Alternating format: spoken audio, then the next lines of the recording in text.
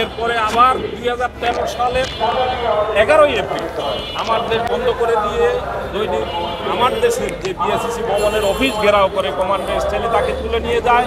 18 দিন টানা তাকে রিমান্ডে রাখা হয়েছে। যে আয়নাগরের কথা আমরা আলোচনা করি, সে আয়নাগরে রাখা হয়েছে। ক্যান্টনমেন্ট থানায় তাকে হত্যার প্রচেষ্টা হয়েছে এবং সেখানে বিদেশি এজেন্সির লোকজন পর্যন্ত উপস্থিতি ছিল। এই ধরনের কথাও আমরা তার বর্ণনায় আমরা শুনেছি।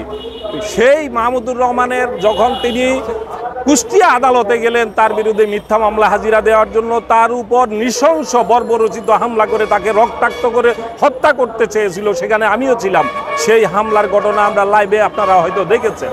তারপরে তিনি যখন চিকিৎসার জন্য বাইরে যান, সেখান থেকে তাকে আর আমরা আসতে দিই নাই, কারণ তার জীবন বিপন্ন হয়ে উঠেছিল। এখন গত 5 বছরের বেশি সময় ধরে তিনি নির্বাসিত জীবন যাপন করছেন। এই নির্বাসিত অবস্থায় তার বিরুদ্ধে একটি ভুয়া বানোয়াট মামলায় 7 বছরের সাজা দেওয়া হয়েছে। যেই মামলাটি সজীব ওয়াজেদ জয় হত্যা চেষ্টা মামলা। গল্প ফাঁদা হয়েছে যে নিউ ইয়র্কে তিনি ছিলেন তখন বাংলাদেশে আমার দেশ অফিসে বন্দি পুলিশের দ্বারায়, তখন নাকি তিনি নিউ ইয়র্কে সজীব ওয়াজেদ জয়কে হত্যার প্রচেষ্টা চালিয়েছেন।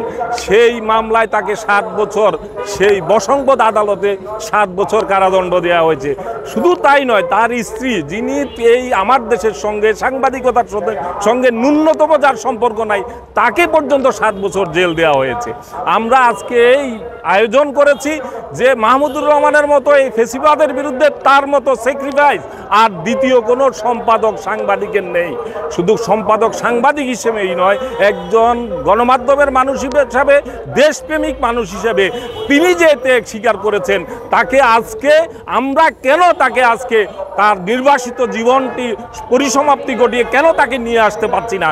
কেন তার যে সাজা সেই বসংবদ আদালত থেকে, হুকুমের আদালত থেকে দেওয়া হয়েছে, সে সাজা এখনও কেন বাতিল হলো না? আপনারা জানেন ডক্টর ইউনূস, আমরা শ্রদ্ধা জানাই, তাকে আজকে দায়িত্ব নিয়েছেন এই সরকারের। তার বিরুদ্ধেও বানোয়াট অনেক মামলা হয়েছিল, সেই মামলাগুলো, সেই সাজাগুলো বাতিল করে তাকে আজকে এখানে রাষ্ট্রের দায়িত্ব দেওয়া হয়েছে, রাষ্ট্র সংস্কারের দায়িত্ব দেওয়া হয়েছে। মাহমুদুর রহমানের যে স্যাক্রিফাইস, তার মামলা, তার সাজা কেন বাতিল হবে না? 100 মামলা মাথায় নিয়ে তিনি নির্বাসিত জীবন যাপন করছেন। তার স্ত্রী কোনো কিছুর সাথে জড়িত না থেকেও তাকে আজকে 7 বছরের সাজা নিয়ে নির্বাসনে থাকতে হচ্ছে।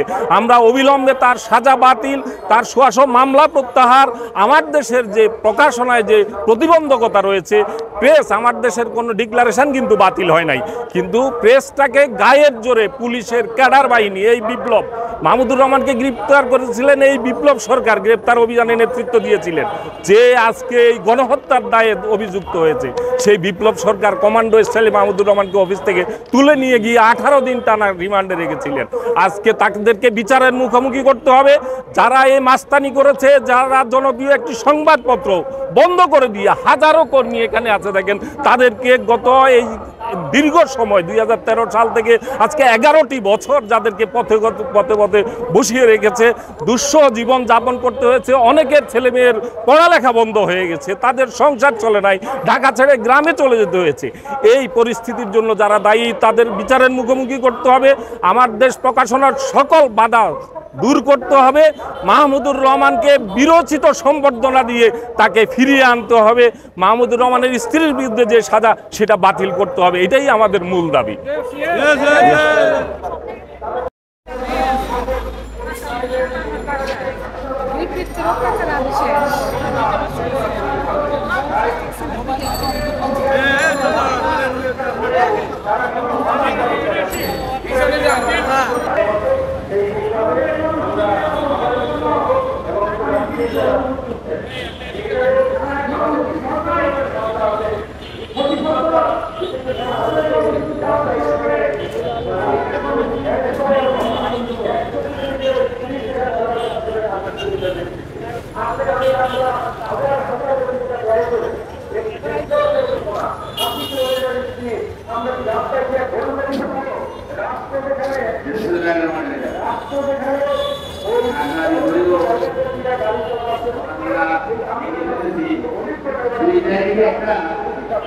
এখানে আমাদের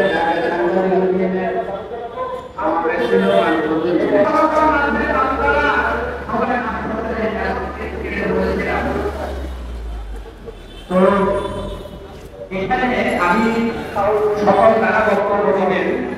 আমি সামনে থেকে নিউজ ধারণ করবো, তারা বলবেন এই যে প্রাণীগুলো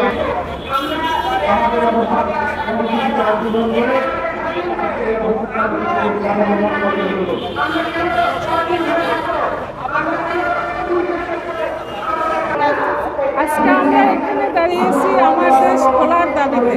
আমার দেশকে অন্যায়ভাবে আজকে 12 বছর আগে এই সরকার, মানে বিগত সরকার, হাসিনা সরকার অন্যায়ভাবে বন্ধ করে রেখেছিল।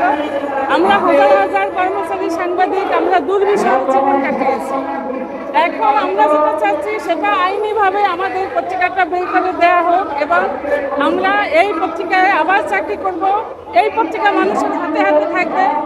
এবং আরেকটি কথা, মাহমুদুর রহমান সাহেব যেই কথাগুলো 10 বছর 12 বছর আগে লিখে গিয়েছিলেন, সেই প্রতিটা কথা, প্রত্যেকটা জিনিস হাসিনা সরকার করে গেছে এবং এটাও জাতিকে দেখাইয়ে দিয়েছে।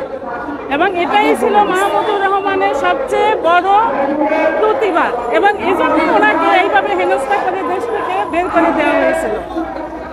তো আমরা চাই যেটা সেটা হলো আমার দেশ আবার আমরা পড়ব,